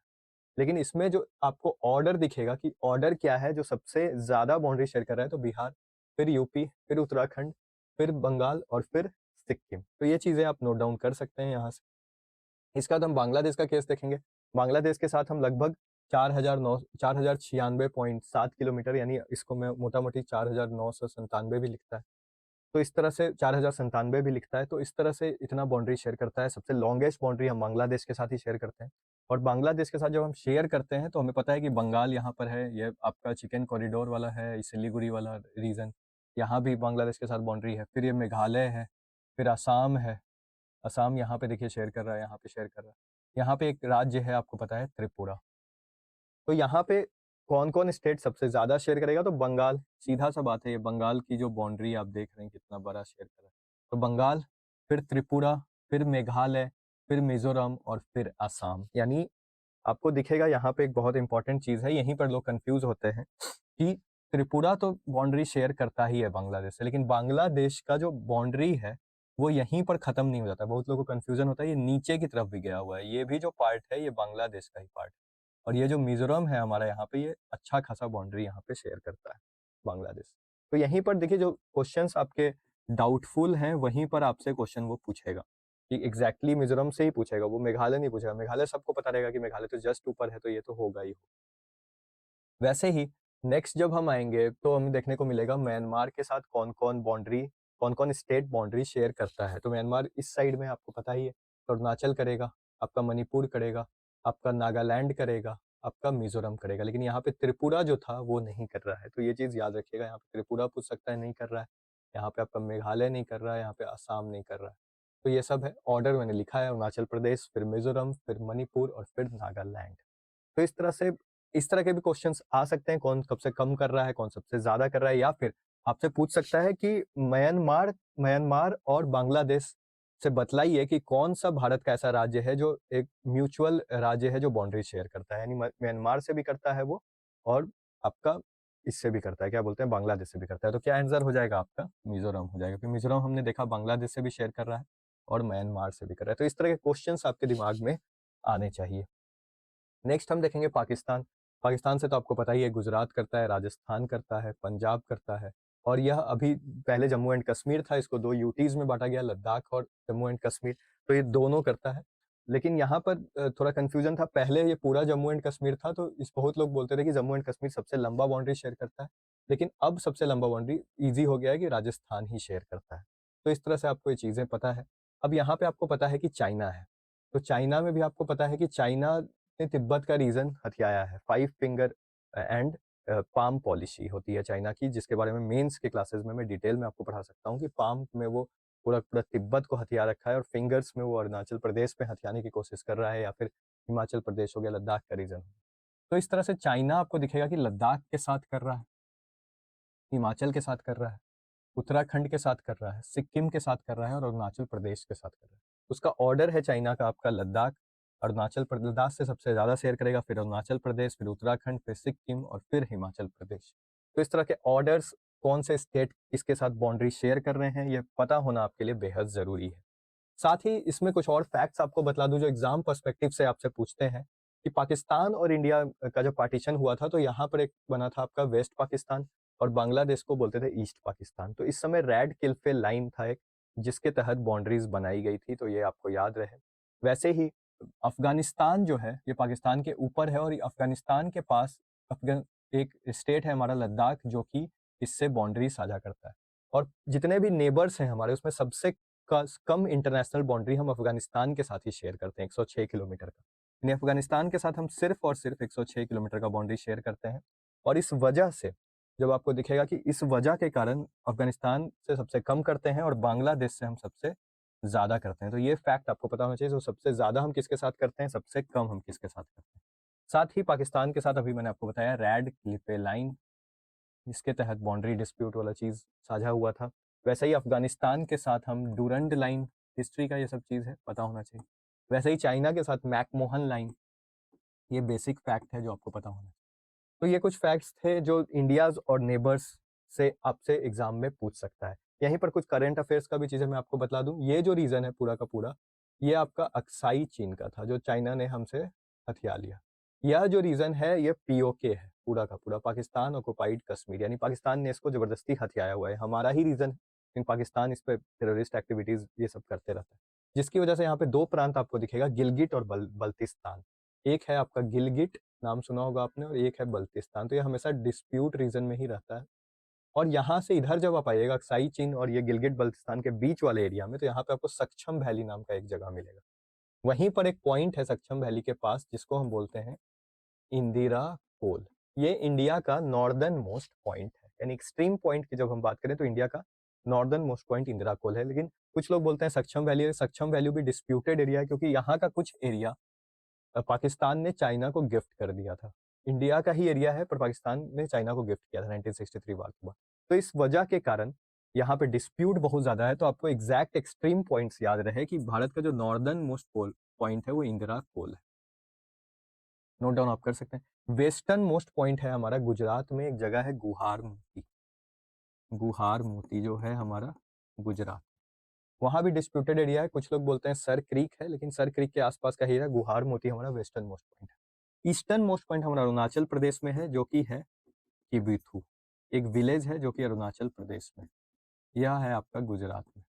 वैसे ही इंदिरा कोल आपका लद्दाख में पड़ जाता है। और सबसे साउथ मोस्ट पॉइंट आपको पता ही होगा, कन्याकुमारी या फिर इंदिरा पॉइंट है। तो इस तरह से ये एक्सट्रीम पॉइंट्स हैं इंडिया के जो आपको याद रखने हैं। तो अब जब हमने एक्सट्रीम पॉइंट्स देख लिया इंडिया का, वहाँ पे इंदिरा पॉइंट जो अभी मैंने आपको बतलाया था, बतला दूं कि इंदिरा पॉइंट जो है वह और कन्याकुमारी, कन्याकुमारी जो है हमारा, वो हमारा मेन लैंड का सबसे एक्सट्रीम पॉइंट है। यानी मेन लैंड जब मैं बोल रहा हूँ तो जो मेन लैंड है उसे ओशियन से मत कनेक्ट करिएगा। इंदिरा पॉइंट होता है हमारा अंडमान एंड निकोबार आइलैंड पे जब आप जाइएगा, जो मैंने बताया था कि अंडमान निकोबार आइलैंड इस मेन लैंड के भी नीचे है, तो इस वजह से इंदिरा पॉइंट वहाँ का है। अब यह चीज जब हमने समझ लिया है तो क्वेश्चंस को सॉल्व करना हम देखेंगे कैसे क्वेश्चंस इंडियन ज्योग्राफी से आते हैं। अब एक बार आप इंडियन ज्योग्राफी समझ लीजिए, फिर मैं झारखंड भी आपको करा दूंगा इसी वीडियो में। देखिए, विच of the following pair is not correctly matched. यानी टोटल एरिया ऑफ इंडिया बिल्कुल सही है, मैंने आपको उसी टाइम बताया था कि 3.28 है। इसके अलावा लैटिट्यूडनल एक्सटेंट जो इंडिया की है 8 डिग्री 4 से 37 डिग्री 6 तक है, बिल्कुल सही है। लॉन्गिट्यूडनल एक्सटेंट भी है 68 डिग्री 7 से लेकर 97 डिग्री 25। लेकिन number of state in India 26 नहीं है, अभी 28 है। तो इस तरह से क्वेश्चन आप आते हैं, इस चीज को समझिएगा। अब शुरू करते हैं। जब हमने यह चीज समझ लिया है, लोकेशन, लैटिट्यूड और लॉन्गिट्यूडनल एक्सटेंट, टाइम, और यह चीजें हमने देख ली है आज के क्लास में, India extreme points and it's neighbour भी देख लिया है। साथ ही मैं आपको बतला दूं कि यह चीज कवर हो गया है। ट्रॉपिक ऑफ कैंसर का इंपॉर्टेंस भी हमने देखा है, इसको और डिटेल में अभी हम देखेंगे थोड़ा सा। उसके बाद रोटेशन और रेवोल्यूशन भी हम देखेंगे। तो अब क्वेश्चंस हम सॉल्व कर लेते हैं, कैसे कैसे क्वेश्चंस आते हैं, फिर हम झारखंड पे भी जाएंगे। झारखंड के लैटिट्यूडनल लॉन्गिट्यूडनल एक्सटेंट को आज ही खत्म करेंगे। तो देखिए, विच of the following pair is not correctly match. यहाँ पे आप अभी मैंने आपको बताया था 3.28 मिलियन स्क्वायर किलोमीटर इंडिया का है, बिल्कुल सही बात है। लैटिट्यूडनल एक्सटेंट, अक्षांशीय सीमा भारत की 8 डिग्री 4 से 37 डिग्री 6 है। वहीं पर देशांतरीय सीमा 68 डिग्री 7 से 97 डिग्री 25 ईस्ट है। तो बिल्कुल सही है तीनों स्टेटमेंट। नंबर ऑफ स्टेट्स गलत है। आप बताइएगा कि नंबर ऑफ स्टेट्स इंडिया का कितना है कमेंट सेक्शन में मुझे। इसके बाद what where does India rank in the area among the countries of the world. ये अच्छा क्वेश्चन है। ये इंडिया जनरली आपको पता है कि विश्व का कितना क्षेत्रफल है, मैंने ऑलरेडी आपको डिटेल में बताया। अब इंडिया 7th रैंक पे आता है, यानी 6 ऐसे कंट्रीज हैं जो इंडिया से भी, जिनकी मासेज जो क्षेत्रफल है वो बड़ा है। तो सबसे पहले रशिया, रशिया के बाद आपका देखने को मिलेगा कनाडा, कनाडा के बाद यूएस, फिर चाइना, फिर ब्राज़ील और फिर ऑस्ट्रेलिया। 1 2 3 4 5 6, ये 6 कंट्रीज जो हैं इंडिया से भी ज़्यादा क्षेत्रफल रखते हैं। तो इसका आंसर 7th होगा। तो इस तरह से डायरेक्ट क्वेश्चंस इन सेक्टर से आते हैं। ये क्वेश्चन ऑलरेडी मैंने आपको सॉल्व कर दिया था, टाइम जोन वाला। इसके बाद देखते हैं, विच of the following states in India do not share border with Bhutan. Bhutan याद करिए यहाँ पे था। और भूटान से कौन कौन शेयर कर रहा था? सिक्किम कर रहा था, वेस्ट बंगाल कर रहा था, अरुणाचल प्रदेश कर रहा था और असम कर रहा था। इनमें से देखिए कौन नहीं है, तो बिहार। इजी क्वेश्चन ही आते हैं। अब देखिए यह क्वेश्चन सॉल्व करते हैं, 2024 का क्वेश्चन है। The latitudinal and longitudinal extent of mainland India is around 30 degree. तो मुख्य भूमि भारत का अक्षांशीय और देशांतरीय विस्तार लगभग 30 डिग्री का, जो मैंने आपको बतलाया था, 6 डिग्री 4 से 33 डिग्री 6, यानी इसको आप माइनस करेंगे तो लगभग 30 डिग्री के आसपास ही आएगा, और लॉन्गिट्यूड का भी जब माइनस करिएगा तो 30 डिग्री के आसपास ही आएगा, तो ये सही है। From Gujarat to Arunachal Pradesh there is a time lag of 2.5 hour. अब इसके लिए आपको गुजरात से लेकर अरुणाचल प्रदेश का लॉन्गिट्यूड देशांतर का वैल्यू एग्जैक्टली पता होना चाहिए। तो अभी मैंने आपको बतलाया ही था इस क्वेश्चन से पहले ही, अगर आप देखिएगा यहाँ पे, ये देशांतरीय सीमा थी हमारी, सॉरी 68 डिग्री से 97 डिग्री, इसको माइनस कर दीजिए। 97 से 68 माइनस करिएगा तो आपको करीब आएगा 29, यानी लगभग 30 के आसपास आएगा डेसिमल्स में। तो 30 के आसपास अगर आता है तो 30 को हम किससे मल्टीप्लाई करेंगे, ऑलरेडी मैंने आपको बतलाया है। 30 को हम मल्टीप्लाई करेंगे 4 से, यानी 120। 30 से कम ही आया है वैल्यू, 29 के आसपास आया है। तो 29 को अगर आप 4 से मल्टीप्लाई करेंगे तो 9 4 36 और 116, और 2 घंटे में 120 मिनट होते, तो 120 मिनट से कम है, और यहाँ पे बोल रहा है 2.5 आवर, तो ये स्टेटमेंट गलत हो जाएगा। 82 degree 30 east is the standard meridian of India, already मैंने आपको बतलाया है। इसके अलावा 82 30 डिग्री ईस्ट के एक और फैक्ट बतला दूं कि वह यूपी, एमपी और भी स्टेट से गुजरती है, छत्तीसगढ़, उड़ीसा। तो ये सब चीज़ें आपको याद होनी चाहिए कि कौन स्टेट से स्टैंडर्ड मेरिडियन ऑफ टाइम आपका गुजरती है। Time along the standard meridian is taken as the standard time of India, ये भी सही है। तो सिर्फ सेकंड स्टेटमेंट हमारा गलत है। अब पूरे क्वेश्चन में अगर आप सेकंड स्टेटमेंट ही पढ़ते हैं तो सेकंड स्टेटमेंट गलत था, तो फॉल्स वाले स्टेटमेंट आप खोज लेते हैं कौन से हैं, तो इसे एलिमिनेशन मेथड से भी आप सॉल्व कर सकते हैं, और यहाँ पे ये स्टेटमेंट आपका सही हो जाएगा। तो इस तरह से आप चीज़ों को बना सकते हैं। तो अब इस क्वेश्चन को समझते हैं, बहुत इंपॉर्टेंट है, देखिएगा। इसी में मैं आपको ट्रॉपिक ऑफ कैंसर वाला टॉपिक यहीं पर समझा दूंगा। ट्रॉपिक ऑफ कैंसर यानी कर्क रेखा भारत को 2 हिस्सों में बांटती है। तो अब मैंने आपको बतलाया था, याद करिएगा, कि कर्क रेखा कुछ भारत के यहाँ से गुजरती है, जो कि गुजरात, राजस्थान, मध्य प्रदेश, छत्तीसगढ़, झारखंड, त्रिपुरा, मिजोरम से गुजरती है। अब जैसे ही ये त्रिपुरा मिजोरम से गुजरेगी, वैसे ही इस चीज को समझिएगा कि ये भारत को नॉर्थ इंडिया और साउथ इंडिया में बांटती है, और यही सिर्फ भारत को नॉर्थ इंडिया साउथ इंडिया में नहीं बांट रही है। यह इसलिए हम कहते हैं कि ऊपर का region North India South India, क्योंकि ये क्लाइमेट को बांट रही है। यानी जब हम इस चीज को समझेंगे कि क्लाइमेट को कैसे बांट रही है, तो ये जो नीचे का एरिया है ये 0 डिग्री से नजदीक है, लेकिन ऊपर का जो एरिया है नॉर्थ इंडिया को 0 डिग्री से दूर है। अब जब ये 0 डिग्री से दूर रहेगा तो सूर्य की रोशनी उतनी तेज तीव्र नहीं पहुंचेगी, उसकी वजह से वहां पे एक्सट्रीम वेदर भी दिखेगा, क्योंकि सूर्य उतना दूर तक तो जाएगा ही नहीं। सूर्य, मैंने आपको बताया था कि कर्क रेखा तक ही जाता है, जिसकी वजह से कर्क रेखा के बियॉन्ड वो सूर्य नहीं जाएगा, तो वो रीजन में ठंड के टाइम बहुत ज्यादा टेम्परेचर गिर जाता है, जैसे कारगिल में, जैसे आपका लद्दाख में। वैसे ही यह जो रीजन है चेन्नई, मुंबई, यहाँ पे सूर्य हमेशा 0 डिग्री के आसपास रहता है, जिसकी वजह से साउथ इंडिया का जो क्लाइमेट है वो साल भर एक जैसा रहता है। ये सब डिटेल में मैं क्लाइमेटोलॉजी और मेंस कोर्स में आपको स्पेशली पढ़ाऊंगा। तो ये भारत को 2 हाफ्स में ही नहीं बांटती है, 2 क्लाइमेटिक जोन्स में भी बांटती है। यानी कर्क रेखा जो भारत से गुजरती है, तो भारत को नीचे उष्णकटिबंधीय क्षेत्र में बांटती है, जिसे हम ट्रॉपिकल बोलते हैं, ट्रॉपिकल एरिया, और ऊपर के एरिया को हम सब ट्रॉपिकल यानी उपोष्ण कटिबंधीय, और कुछ रीजन हमारा टेम्परेट यानी शीतोष्ण कटिबंध का भी है। तो इस तरह से देखने को मिलता है, बेसिकली सब ट्रॉपिकल और ट्रॉपिकल में ही बांटती है 2 हाफ्स में, बिल्कुल सही है। अब tropic of cancer divides Indian international boundary into 2 half. क्या ऐसा होता है? तो ऐसा बिल्कुल नहीं होता है। ऐसा इंटरनेशनल बाउंड्री को थोड़ी बांट रहा है, इंटरनेशनल बाउंड्री तो पूरा ही है, ये भी पॉइंट है। कन्याकुमारी भी है, ऊपर इंदिरा कोल भी है जो मैंने बताया था, तो उसको थोड़ी बांट रहा है। तो सेकंड गलत हो गया। अब जैसे ही सेकंड गलत हुआ तो आप यहाँ से सेकंड सेकंड वाला काट सकते हैं, इसको हम बोलते हैं एलिमिनेशन मेथड। ये बहुत ज्यादा उपयोगी होता है, इस चीज को समझिएगा।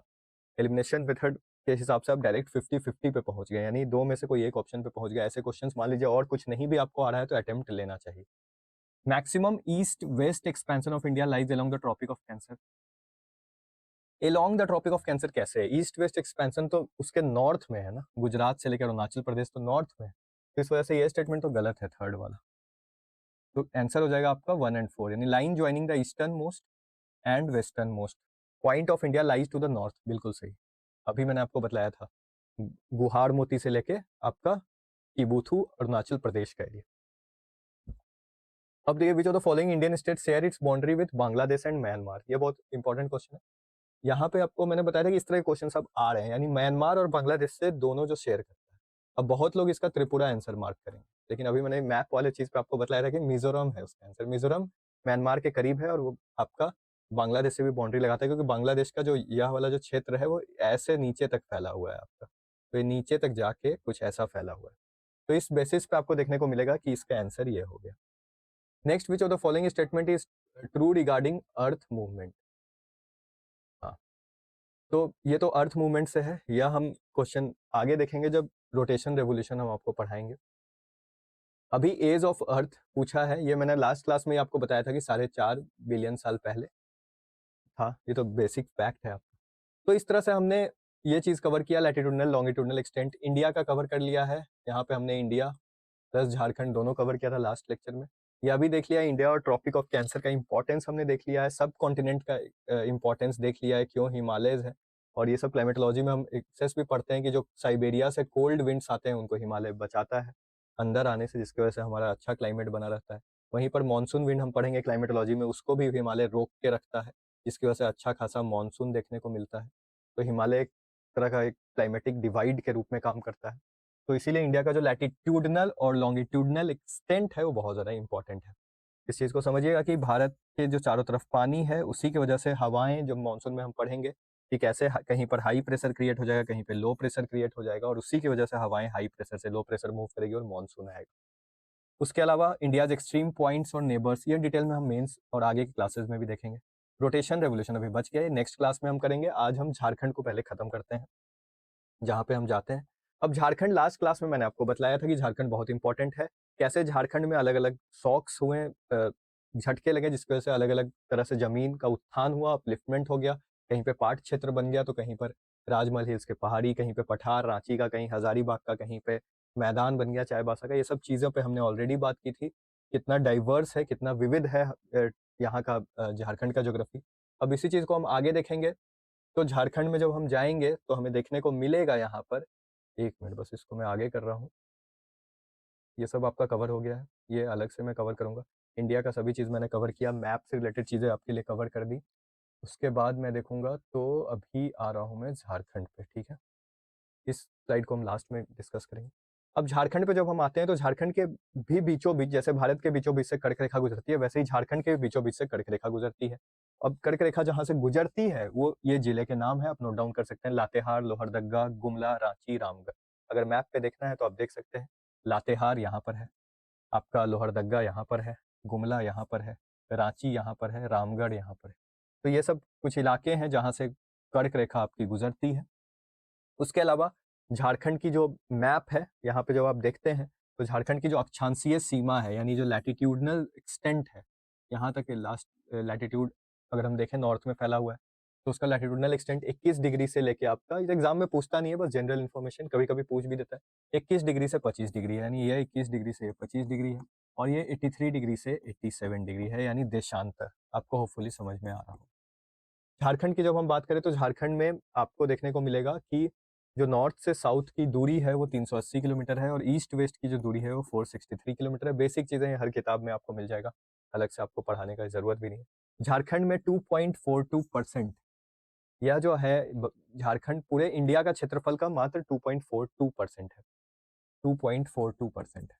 और साथ ही पॉपुलेशन की बात करें तो 2.72% ही पॉपुलेशन है झारखंड में पूरे भारत, जो 14वां नंबर पे आता है, और 2.42% एरिया जब क्षेत्रफल की बात करें तो 15वां नंबर पे आता है। इसके साथ साथ झारखंड आपको पता है 15 नवंबर 2000 को अलग किया गया बिहार से, और बिहार से अलग करने के बाद इसके पास अच्छा खासा खनिज था, मिनरल्स था, लेकिन आज के डेट में भी पॉपुलेशन यहाँ का कम है, क्योंकि ये पठार का क्षेत्र है, बिहार का पॉपुलेशन ज़्यादा है। और झारखंड में इवन आपके 40% से ज़्यादा मिनरल्स हैं भारत के, लेकिन फिर भी यहाँ पे पॉवर्टी रेट 40% ऑलमोस्ट है, क्योंकि यहाँ पे चैलेंजेस बहुत हैं, क्योंकि ज्योग्राफिकल इसके जो बनावट है, अगर हम भूगर्भिक संरचनाओं की बात करें तो उसके कारण चैलेंजेस हैं। रेलवे ट्रैक्स बनाने में काफ़ी टाइम लगा, और भी बहुत सारे चैलेंजेस इस स्टेट से जुड़े रहे, लेकिन इस स्टेट के लोग काफ़ी ज़्यादा मेहनती हैं। जब से मैं यहाँ पे आया हूँ तो मैं देख रहा हूँ कि इमेंस पॉसिबिलिटी है इस स्टेट के पास आने वाले टाइम में आगे बढ़ने के लिए। तो इस तरह से ये कुछ इन्फॉर्मेशन थे यहाँ पर। अब जो मेन इन्फॉर्मेशन है नेबर्स का, जहाँ से क्वेश्चन आपके बन सकते हैं झारखंड में, यानी कौन से स्टेट से ये बाउंड्री लगाता है, तो पहले पता होगा नॉर्थ में बिहार से, आपके वेस्ट में छत्तीसगढ़ और उत्तर प्रदेश, नॉर्थ वेस्ट में आपका, साउथ में उड़ीसा, और ईस्ट में बंगाल से। तो वहीं पर वेस्ट बंगाल और बिहार से 10-10 ऐसे जिले हैं झारखंड के जो सीमा लगाते हैं। तो पहले बिहार से देख लेते हैं। बिहार से आपका गढ़वा, पलामू, चतरा, हजारीबाग, कोडरमा, गिरिडीह, देवघर, गोड्डा, साहेबगंज और दुमका। 1 2 3 4 5 6 7 8 9 10। यानी मैप अगर आपको याद है तो आप आसानी से चीज़ें एग्जाम में बना सकते हैं। उसके बाद हम देखेंगे कि वेस्ट बंगाल से कौन कौन जिले हैं, तो ध्यान से देखिएगा। साहिबगंज, पाकुर, दुमका, कलर बदल देता हूँ मैं, साहिबगंज, पाकुर, दुमका, जामताड़ा, धनबाद, बोकारो, रामगढ़, रांची, सरायकेला, जमशेदपुर, सॉरी ईस्ट सिंहभूम। तो इस तरह से बंगाल का बॉर्डर यहीं तक है, आपको देखने को मिलेगा, इस साइड नहीं है। तो 1 2 3 4 5 6 7 8 9 10। अब वैसे ही यूपी से एक ही जिला है, ये गढ़वा जो बॉर्डर लगाता है। उड़ीसा से 4 जिले हैं, मैं आपको यहाँ पे बतला दूं, ईस्ट सिंहभूम, वेस्ट सिंहभूम, सिमडेगा, और आपका उड़ीसा से एक जगह और है आपका ये सरायकेला। तो इस तरह से 4 ये डिस्ट्रिक्ट्स हो गए। उसके अलावा छत्तीसगढ़ से भी 4 जिले हैं जो लगाते हैं, देख लीजिएगा यहाँ। छत्तीसगढ़ यहाँ पे है आपका, गढ़वा हो गया आपका, लातेहार हो गया, गुमला हो गया और सिमडेगा हो गया। तो अब यहाँ पे क्या आपसे पूछ सकता है जो नहीं लगाते हैं? फॉर एग्जाम्पल ऐसे 2 जिले हैं, लोहरदग्गा और खूंटी, ये पूरी की पूरी तरह लैंडलॉक्ड है, यानी किसी से भी ये सीमा नहीं लगाएंगे, किसी भी और राज्य से ये सीमा नहीं लगाएंगे। तो ये टाइप के क्वेश्चंस पूछने की प्रोबेबिलिटी ज्यादा है, क्योंकि एग्जाम अब कठिन से कठिन होते जा रहा है। ये सभी पढ़ के जाएंगे 10 जिले, लेकिन इस तरह के जो क्वेश्चन है, या फिर आपसे यह क्वेश्चन पूछ सकता है, फॉर एग्जाम्पल मैं आपको बतला रहा हूँ कि साहिबगंज एक जिला है जो कि कौन से 2 स्टेट के साथ बाउंड्री लगाता है। तो साहिबगंज आपका बिहार के साथ क्या लगाता है, बंगाल के साथ लगाता है। तो साहिबगंज सिर्फ और सिर्फ आपको देखने को मिलेगा यहाँ पे, साहिबगंज आपका बिहार के साथ भी लगा रहा है और बंगाल के साथ भी लगा रहा है। गोड्डा अगर पूछेगा तो गोड्डा बिहार के साथ लगा रहा है, बंगाल के साथ नहीं लगा रहा है। पाकुड़ पूछेगा तो पाकुड़ बंगाल के साथ लगा रहा है, लेकिन बिहार के साथ नहीं लगा रहा है। वैसे ही गढ़वा जो है वो बिहार के साथ भी लगा रहा है और यूपी के साथ भी लगा रहा है और आपका छत्तीसगढ़ के साथ भी लगा रहा है। तो इस तरह के क्वेश्चंस बन सकते हैं कि गढ़वा किसके किसके साथ बाउंड्री लगा रहा है, तो इस चीज को समझिएगा। तो ये होपफुली झारखंड में आपको ये सब चीजें पता चली, कैसे झारखंड की पूरी नेबर्स हैं, पूरी की पूरी लैटिट्यूडनल लॉन्गिट्यूडनल एक्सटेंट है। अब जब कर्क रेखा, एक चीज समझिएगा यहाँ पे मैं बताता हूँ, कर्क रेखा जब इसके बीचों बीच से गुजरती है, इसी मैप पे आपको बता देता हूँ। यहाँ पे आपको दिख रहा होगा कि कर्क रेखा यहाँ पे बना हुआ नहीं है, लेकिन ये यहीं से गुजरती है। आपकी लातेहार हो गया, यहाँ पे मैंने लिखा हुआ है, आप नोट डाउन कर सकते हैं, लातेहार, लोहरदग्गा, गुमला, रांची, रामगढ़। तो लातेहार, लोहरदग्गा, गुमला, रांची और रामगढ़, तो करीब करीब ये यहाँ से गुजरेगी आपकी। तो जब यहाँ से ये गुजरेगी तो ये आपको 2 पार्ट में झारखंड को भी बांटेगी। ये कर्क रेखा के ऊपर वाला जो पार्ट होगा नॉर्थ में, वहां पे आपको सब ट्रॉपिकल यानी उपोष्ण कटिबंधीय जलवायु मिलेगी, जो मैं क्लाइमेट के चैप्टर में आपको डिटेल में पढ़ाऊंगा। यानी यहाँ पे जो रीजन होंगे वहाँ पे एक्सट्रीम वेदर आपको देखने को मिल सकता है। लेकिन इसके नीचे वाला जो रीजन है, खासकर आपको जो देखने को मिलेगा, वो रीजन में अलग टाइप का क्लाइमेट देखने को मिलेगा। वो थोड़ा ह्यूमिड भी रहेगा, क्योंकि यहाँ से जो समुद्र की दूरी है, आपको पता है इसके बाद वेस्ट बंगाल और वेस्ट बंगाल के बाद बंगाल की खाड़ी है। तो बंगाल की खाड़ी नजदीक होने के कारण यहाँ पे आपको यह देखने को मिलेगा कि tropical wet dry climate, south eastern ये जो पार्ट है दक्षिण पूर्वी, यहाँ पे अलग क्लाइमेट, यहाँ पे अलग क्लाइमेट। तो किस तरह अक्षांशीय रेखा से हम ये डिटरमाइन कर सकते हैं कि अक्षांश रेखा अगर यहाँ से गुजर रही है तो कैसे 2 भागों में आपको क्लाइमेट के तौर पे बांट दे रही है। तो इस चीज को हम समझे आज के क्लास में, काफी डिटेल में हमने सभी चीजों को समझा। जहां हमने भारत की भी फिजियोग्राफी की बात की, भारत की लैटिट्यूडनल एक्सटेंट की बात की, हमने मैप्स में अलग अलग कंट्रीज देखे, और भी बहुत सारी चीजें हमने सब चीजों को कवर करने की कोशिश की एग्जाम पर्सपेक्टिव से, जहां पे बहुत सारी चीजें आपको देखने को मिलती हैं। इस वीडियो को यहीं पर हम अंत करते हैं। अगले वीडियो में हम रोटेशन ऑफ अर्थ और रेवोल्यूशन ऑफ अर्थ पे बात करेंगे, जहां पे हम देखेंगे किस प्रकार के क्वेश्चंस आ रहे हैं और आपको क्या पढ़ना इंपॉर्टेंट भी है इन क्षेत्रों में। तो जरूर से इन वीडियो को लाइक करिएगा, शेयर करिएगा। अगर इन वीडियो से आपके क्वेश्चंस बन रहे हैं, मैं हर वीडियो में यही कोशिश करूंगा ज़्यादा से ज़्यादा आपके क्वेश्चंस बनवाऊं, साथ साथ कॉन्सेप्ट्स भी क्लियर कराऊं, क्योंकि ज्योग्राफी में आपके कोई क्वेश्चन नहीं छूटेंगे अगर आप इतने वीडियो एग्जाम तक इस क्रैश कोर्स में देख लेते हैं। धन्यवाद।